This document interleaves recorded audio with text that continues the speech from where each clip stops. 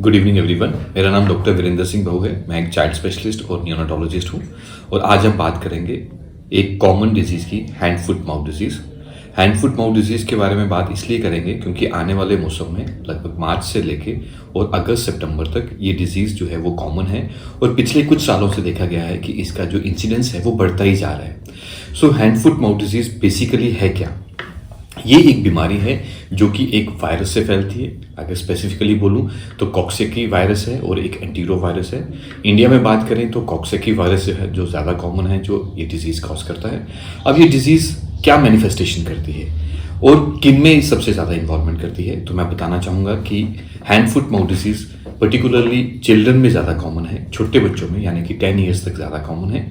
बड़ों में भी अगर वो इम्यूनो कॉम्प्रोमाइज्ड हैं तो ये डिज़ीज़ जो है उनमें हो सकती है।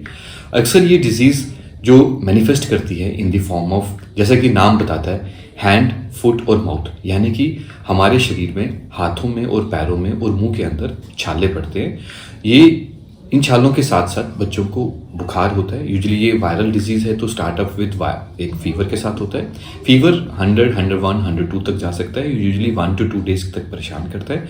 उसके बाद बच्चों में छाले निकलते हैं जो हाथों में, पैरों में और मुंह के अंदर होते हैं। हाथों पैरों के जो छाले हैं वो तो बच्चों को इतना तंग नहीं करते हैं, लेकिन जो मुंह के छाले हैं बच्चे उससे बहुत पेन महसूस करते हैं और उनका जो ओरल इंटेक है वो कम हो जाता है। तो आखिर इसमें क्या किया जाए? तो सबसे पहले है कि ये जो डिज़ीज़ है हाईली कंटेजियस है। तो अगर आपके किसी एक बच्चे में ये डिज़ीज़ है तो कोशिश करें कि बाकी बच्चों को उनसे दूर रखें। ये थ्रू एयर फैलती है और अगर उन बच्चों को आपके किसी बच्चे में या आपके घर में या किसी नोन के किसी बच्चे को हैंड फुट माउथ डिजीज़ है तो उसको स्कूल ना भेजें, क्योंकि ये हाईली कंटेजियस है और बाकी बच्चों को इन्वॉल्व कर सकती है।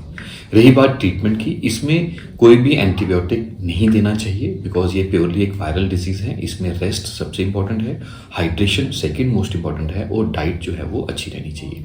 जो बॉडी पे रैश आता है उसके लिए अगर बच्चा इचिंग करता है तो कैलामीन लगा सकते हैं। और सबसे प्रॉब्लमेटिक जो रैश है वो मुंह के अंदर का है, तो इसमें कोई भी जो थ्रोट पेंट्स हैं जो बच्चे को सूद करे वो लगा सकते हैं ताकि वो पेन उसमें कम रहे और वो उसका ओरल इंटेक जो है वो अच्छा सा रहे। कॉम्प्लिकेशंस हो सकती हैं, हाँ, बहुत रेयरली, लेकिन हैंड फुट माउथ डिजीज़ भी कॉम्प्लिकेशंस कर सकता है जिसमें कि ये ब्रेन को स्प्रेड हो सकता है और एंसेफ्लाइटिस कर सकता है एंड रेयर केसेस में पैरालिसिस भी कर सकता है। अब बात रही इसकी प्रिवेंशन की।